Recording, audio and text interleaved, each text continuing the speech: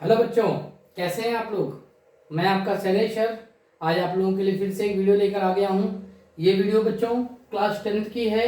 Topic हमारा same रहेगा। इसके पहले मैंने एक टॉपिक और इस टॉपिक को पहले से ही कवर किया हुआ है, linear equation in two variable. आपको याद होगा लास्ट वीडियो में मैंने आपको बता दिया था कि linear equation in two variable को किस तरह से हम सॉल्व करेंगे। सोल्यूशन मैंने आपको बताए थे। 3 मेथड मैंने बताया था जो हम लोग डिस्कस करेंगे। एक मेथड हमारा था बेटा सब्स्टिट्यूशन मेथड, एक मेथड मेरे पास था सब्स्टिट्यूशन मेथड था, दूसरा मेथड मेरे पास था एलिमिनेशन मेथड था। इसके अलावा एक मेथड मैंने आपको बताया था कि हम लोग एक पढ़ेंगे ग्राफिकल मेथड। तो इनमें से 2 मेथड तो मैंने आप लोगों को डिस्कस कर लिया था बेटा। आज मैं आप लोगों से तीसरा मेथड भी डिस्कस करूंगा। मैंने आपको सब्स्टिट्यूशन और एलिमिनेशन मेथड बता दिया था, उसके क्वेश्चन भी करा दिए थे बच्चों। आज मैं आपको ग्राफिकल मेथड थोड़ा सा डिस्क्राइब करने की कोशिश करूंगा, लेकिन उसके पहले जैसा मैंने आपको प्रॉमिस किया था, मैंने उस वीडियो में कुछ क्वेश्चन कराए थे, लेकिन अभी मुझे कुछ क्वेश्चन और कराना है। 1 या 2 क्वेश्चन मैं आपको और कराना चाहता हूँ। उन क्वेश्चंस को थोड़ा देख लीजिए आप लोग, तो उसके बाद हम लोग ग्राफिकल मेथड में बढ़ेंगे। ठीक है बच्चों। तो एक क्वेश्चन मैं आपके लिए लिखता हूँ जो बहुत ज्यादा पूछा जाता है एग्जाम में, तो जरा उससे देखिएगा ध्यान से आप लोग। जैसे एक क्वेश्चन मेरे पास है 32x plus 33y is equal to, दिया हुआ है हमें 34 और एक हमें दिया हुआ है बेटा 33x plus 32y, 33x plus 32y is equal to 31। ये 2 क्वेश्चन हमें दिए हुए हैं। इन दोनों 2 इक्वेशन हमें दिए हुए हैं, सॉरी एक ही क्वेश्चन के 2 इक्वेशन हैं और इन दोनों इक्वेशन को हमें सॉल्व करना है। हमें x और y की वैल्यू निकालनी है। तो अभी तक जितने भी क्वेश्चन आपने देखे थे, आपने देखा होगा एलिमिनेशन मेथड से किसी x से मल्टीप्लाई करके हम कोफिशिएंट को सेम करते थे।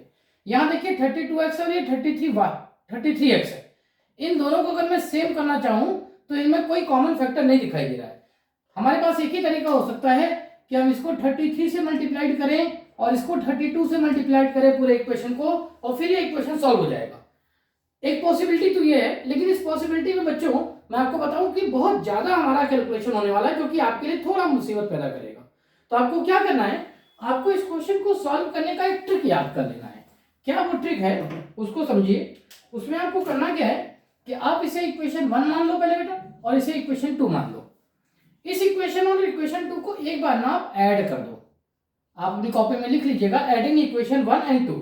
अगर आप इसे ऐड करते हैं तो आपको आंसर मिलेगा 32 प्लस 33, ये आपको देगा 65x प्लस 33 में 32 ऐड करेंगे बेटा, फिर से आपको 65y मिल जाएगा, और इन दोनों को ऐड करेंगे तो आपको 65 मिल जाएगा। याद रखिए ये मेथड उन सभी क्वेश्चन के लिए होगा जिसमें ऐसे बहुत बड़े बड़े नंबर दिए होंगे। कई बार आपको लिखा होगा 171 प्लस 88y समथिंग, फिर नीचे 88x प्लस ये, आप देखेंगे लगभग ऐसे क्वेश्चन होंगे। तो एक इक्वेशन है, अब आप इसमें से 65 कॉमन निकाल सकते हैं, तो ये x plus Y is equal to हो जाएगा बेटा 65।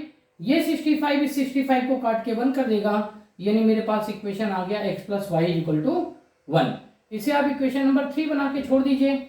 हमने क्या किया, पहले 1 और 2 को ऐड कर लिया। अब दोबारा क्या करेंगे, 1 में से 2 को सब्ट्रैक्ट कर लेंगे। कॉपी में लिख लीजिएगा सब्ट्रैक्टिंग इक्वेशन 2 फ्रॉम 1। ओके, तो क्या करेंगे, इसमें से इसको सब्ट्रैक्ट करें। 32x में से अगर 33 को सब्ट्रैक्ट करें बेटा तो -x होगा। 33y में से अगर हम 32y को सब्ट्रैक्ट करें तो 1y होगा। 34 में से अगर हम लोग 31 को सब्ट्रैक्ट करें तो ये 3 आ जाएगा। तो इसका एक आंसर आया -x plus Y is equal to 3। ये मेरा हो गया इक्वेशन नंबर 4। अब आप देखो इक्वेशन 1 और इक्वेशन 3 और इक्वेशन 4 बेटा आपको बहुत आसान से लग रहे हैं। अब इसे हम क्या कर सकते हैं, ऊपर नीचे लिख के सॉल्व कर सकते हैं। ये हो गया x plus Y is equal to 1 और ये है -x plus Y is equal to 3। अब तो इजीली सॉल्व हो जाएगा बच्चों। ये क्या हो जाएगा, देखो ध्यान से, x और x कैंसिल आउट डायरेक्टली, कुछ भी साइन चेंज नहीं करना। ये हो जाएगा 2i और 1 और 3 है 4, यानी y की वैल्यू आ जाएगी 4/2, यानी आंसर आएगा 2। तो y आ गया मेरा 2। y अगर 2 आ गया तो किसी एक में वैल्यू रख दीजिए, जैसे x प्लस वाई की जगह पे लिख लो 2 1, x हमारे पास आ गया 1 -2, जिसको कि हम बोलते हैं -1, तो यहाँ x आ गया -1, यानी इन दोनों का इसका सोल्यूशन हमारा y equal to 2, x equal to -1 आ गया। तो ऐसे क्वेश्चन जब आपको बहुत बड़े डेटा में दिए रहेंगे तो आप इसको इस तरह से सॉल्व कर सकते हैं। ठीक है बेटा, इस तरह के क्वेश्चन एग्जाम में आते हैं। तो मैंने आपको एक इस तरह का क्वेश्चन बता दिया, मेथड नहीं लिखा होगा, आप खुद किसी मेथड से इसको सॉल्व कर सकते हैं। तो ऐसे क्वेश्चन अगर आएंगे एग्जाम में तो प्लीज उनको कर लीजिएगा। एक और टाइप का मैं आपको क्वेश्चन बताना चाहता हूँ, डिस्कस करना चाहता हूँ, उसके बाद हम लोग ग्राफिकल मेथड करेंगे बच्चों। ठीक है, एक क्वेश्चन हमारे पास है बच्चों, ध्यान से देखिएगा। जैसे मेरे पास क्वेश्चन है 3/x plus -4/y is equal to 1/7। एक क्वेश्चन ये है, क्वेश्चन मैं कॉपी पे लिख लेता हूं ताकि आप लोगों को अच्छे से बता सकूं, डेटा ठीक होना चाहिए क्वेश्चन का। ये है 4/x प्लस 7/y है ना, इज इक्वल टू 1/3। राइटिंग थोड़ी मेरी इतनी गड़बड़ा, कई बार जल्दी जल्दी में लिखता हूँ, मैं खुद ही नहीं पता कि मैंने लिखा क्या है। ठीक है, तो माइंड मत करिएगा, मैं आप लोगों को कोशिश करता हूँ कि बता सकूं बेटा। 3/x minus 4/y is equal to 1/7, 4/x plus 7/y equal to 1/3। Okay, देखिए अभी तक जितने क्वेश्चन आप लोग कर रहे थे उन सभी क्वेश्चन में क्या था बेटा, x और y के जो वेरिएबल थे ना ये ऊपर की तरफ थे, मतलब न्यूमरेटर में थे, डिनोमिनेटर में नहीं थे। यहाँ पर ये क्या है, नीचे डिनोमिनेटर में दिया हुआ है। तो आप इसको दो तरीके से कर सकते हैं। आप चाहो तो इसको 1/x को और या 1/y को हम कुछ मान लें। जैसे लेट करते हैं, let 1/x is equal to u और 1/y is equal to v। अगर हम मान लें तो जो मेरा पहला इक्वेशन है ना बेटा, 1/x अगर हमारा u है तो जो मेरा पहला इक्वेशन है ये बदल जाएगा 3u। क्या हो जाएगा बेटा, 3u, क्योंकि 3/x जो होता है ना बेटा, अगर मैं इसे ऐसे थोड़ा इरेज करके आपको लिख के दिखाऊं तो ये 3 × 1/x है। तो 3 × 1/x मतलब 3u, इसकी जगह लिख, इसलिए मैंने लिख दिया 3u है ना, ये 3/x था, मैंने करके दिखाया आपको। तो 3u हो जाएगा माइनस 4v हो जाएगा इज इक्वल टू 1/7। इसी तरह से दूसरा इक्वेशन जो 4/x लिखा है ये हो जाएगा बेटा 4u प्लस 7v और ये हो जाएगा बेटा 1/3। ओके, अब क्या करेंगे, आप इसको सॉल्व करेंगे जैसे पहले सॉल्व करते थे। बस आप देख लीजिए ये 4 और ये 7 है और ये 3u और 4u है, तो किसी एक को इक्वल कर लो। मैं इन दोनों को इक्वल कर लेता हूं, मैं इसमें 7 से मल्टीप्लाइड कर लेता हूं और इसमें 4 से मल्टीप्लाइड कर लेता हूं। ठीक है, इसमें 7 से करेंगे तो ये 21u हो जाएगा, ये हो जाएगा 7 4 जा 28v और ये हो जाएगा 7 1/7 × 7 तो 1 हो जाएगा। यहां देखेंगे तो ये 16u हो गया, 4 × 7 करेंगे तो 28v हो जाएगा और 1 के साथ करेंगे तो ये 4/3 हो जाएगा। ठीक है, अब इसे सॉल्व करिए। ये सॉल्व करते समय देखो यहाँ पे माइनस प्लस है तो हमें साइन चेंज करने की जरूरत नहीं, क्योंकि हम डायरेक्ट ऐड करके कर सकते हैं। तो ये दोनों कैंसिल हो गए, 21u और 16u अगर हम लोग सॉल्व करेंगे तो ये 21 और 6 7, 2 और 1 3, 37u आ जाएगा बेटा और ये 1 प्लस 4/3 हो जाएगा।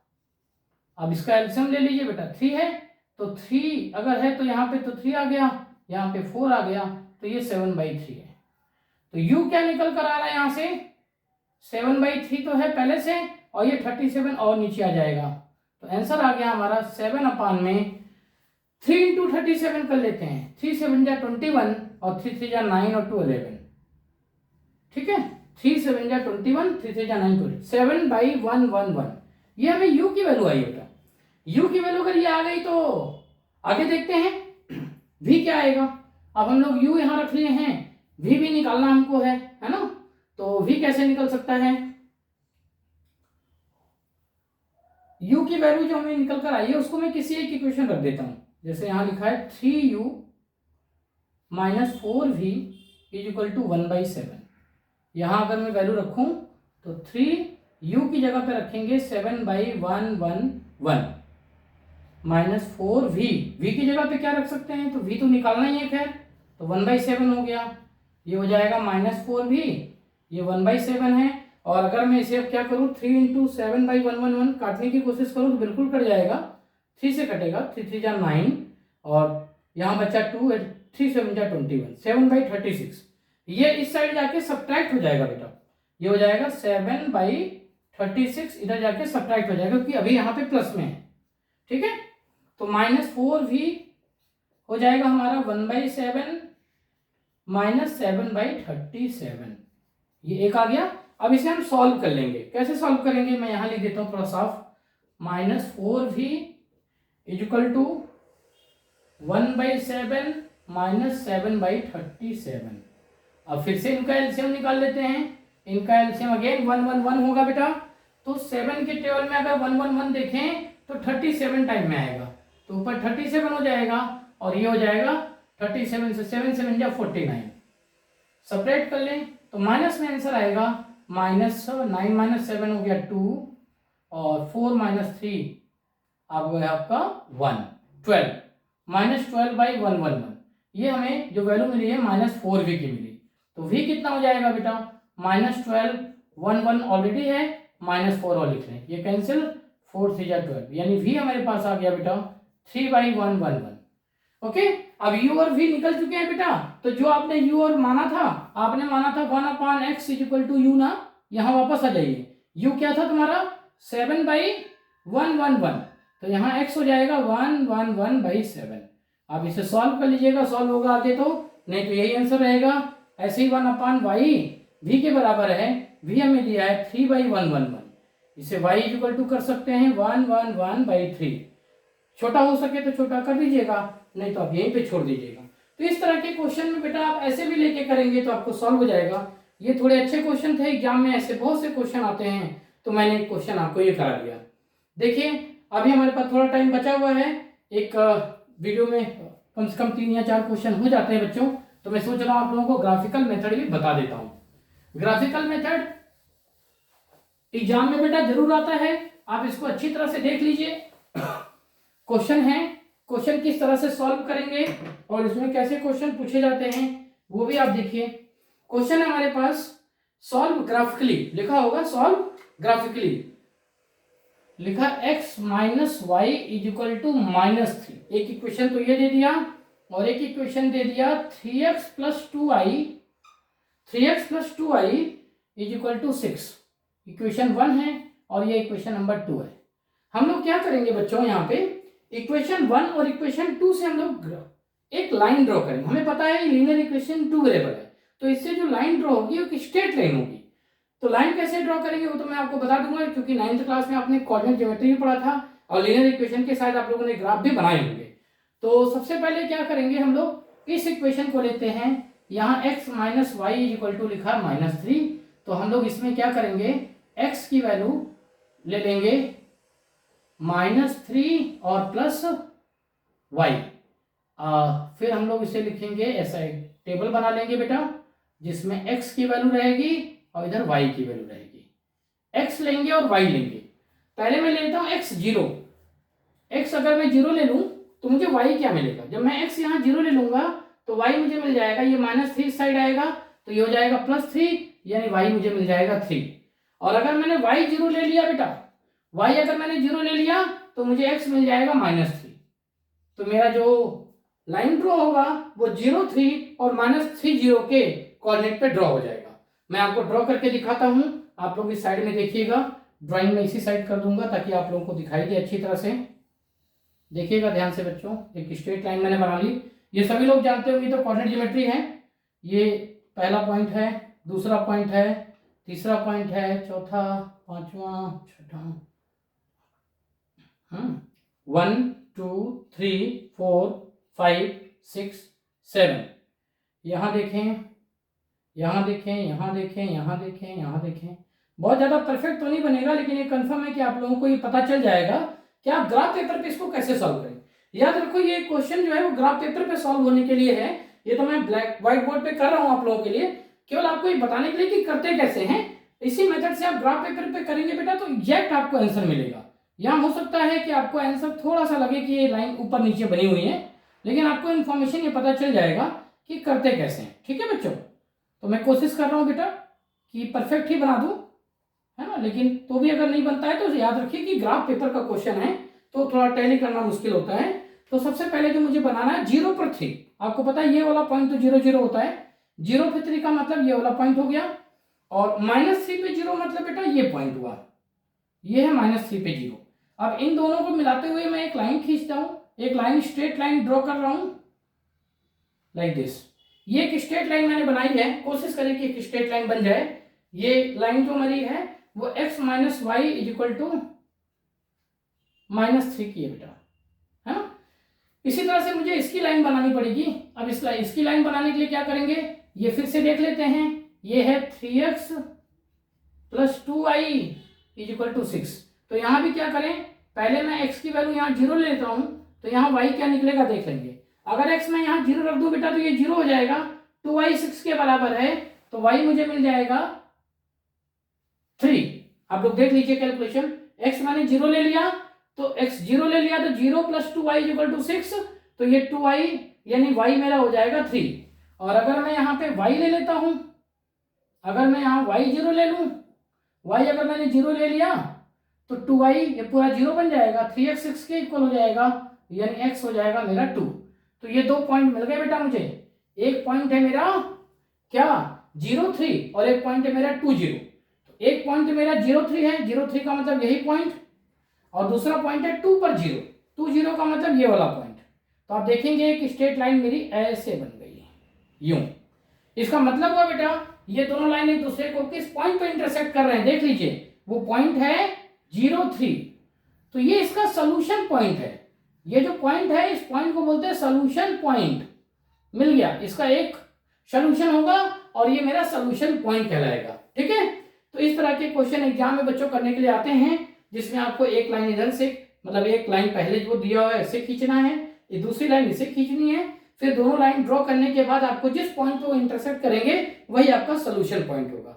इसी में बेटा क्वेश्चन में थोड़ा सा और वो बढ़ा लेते हैं और बोलते हैं कि find the area of the triangle so formed, find the area of the triangle so formed with these lines and the x axis. अगर ऐसा हो, यानी अब मुझे इस वाले का एरिया बताना है। किसका एरिया बताना है, ध्यान से देखो, इस फिगर का, ये जो हमारा ट्राइंगल बन रहा है ना, ये वाला, इसका एरिया बताना है। ठीक है, तो इसका एरिया बताने के लिए मान लो ये ए पॉइंट है, ये बी पॉइंट है और ये सी पॉइंट है, इसका एरिया एक्स एक्सिस के साथ, ये लाइन और ये एक्स एक्सिस। तो इसके लिए क्या करेंगे, एरिया ऑफ ट्राइंगल आप लोग जानते हैं half into base into height होता है। तो यहाँ देखिए, अगर इस ट्राइंगल का बेस जो है वो यहाँ से लेकर यहाँ तक है, तो ये यहाँ से लेकर यहाँ तक तो 3 हो गया बेटा, क्योंकि 3 पॉइंट है, और ये 2। याद रखो यहाँ पे ना हम साइन नहीं देखेंगे कि माइनस में है कि प्लस में है, केवल ये देखना है कि ये है क्या, कितना स्टेप है, 1 2 3 और ये 2 5, तो हाफ इंटू बेस तो हो गया बेटा 5। हाइट पे आते हैं, हाइट में देख लो बेटा, यहाँ से लेकर यहाँ तक कितना 1 2 3, हाइट है मेरा 3, तो ये हो जाएगा बेटा 5 3 15, 15/2 स्क्वायर यूनिट। आप इसे छोटा करके डेसिमल में लिखना चाहते हैं तो भी ठीक है, नहीं तो वो भी ठीक है जो मैंने लिखा था।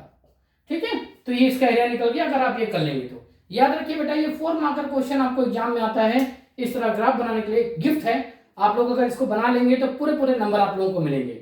होप कि आप लोगों को ये ग्राफ वाला मेथड भी समझ में आ गया होगा। ऐसे कोई भी लिनियर इक्वेशन होगा आप उसका ग्राफिकल मेथड से सॉल्व कर लेंगे। हाँ, एग्जाम में जो ऐसे क्वेश्चन में ग्राफ बनाने के लिए आएंगे बहुत मुश्किल नहीं आएंगे, बहुत जनरल सा क्वेश्चन होगा, जनरल सा इक्वेशन होगा और उसे सॉल्व करेंगे। क्योंकि जनरल का पॉइंट होता है कि आपको ग्राफिकल मेथड आता है कि नहीं आता है, उसे बहुत ज्यादा डेटा को वो डिफिकल्ट लेवल पे नहीं रखते हैं। नॉर्मल क्वेश्चन होगा लेकिन सॉल्व करने का तरीका ही होगा। तो इसको देख लीजिए वीडियो को 2 या 3 बार, और आप एक बार घर पे ग्राफ पेपर लीजिएगा, उस पर 2 या 3 क्वेश्चन कर लीजिएगा, ये आपका प्रिपेयर हो जाएगा बच्चों। आप लोग वीडियो को देखिए, एक बार लाइक और सब्सक्राइब कर लीजिएगा ताकि मैं नेक्स्ट वीडियो बना पाऊँ। ओके बच्चों, बाय।